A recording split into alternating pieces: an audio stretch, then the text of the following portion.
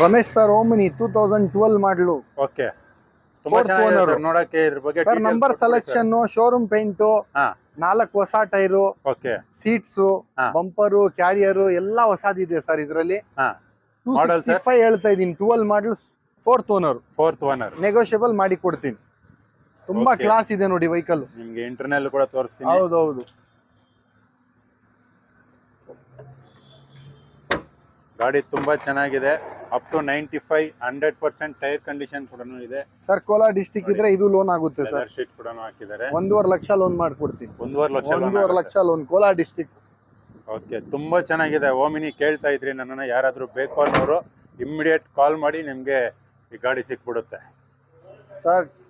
System, ಊಫರು ಹಾ. ಎಲ್ಲ ಇದೆ sir Ramesh sir. Okay, audio system ಕೂಡ ಆಡಿಯೋ ಸಿಸ್ಟಮು, ಊಫರ್, ಸಿಲಿಂಡರ್ ಇದೆ ಒಂದು. ಓಕೆ ಓಕೆ ಓಕೆ ಓಕೆ ತೋರಿಸಿ ಸರ್ ರಮೇಶ್ ಸರ್.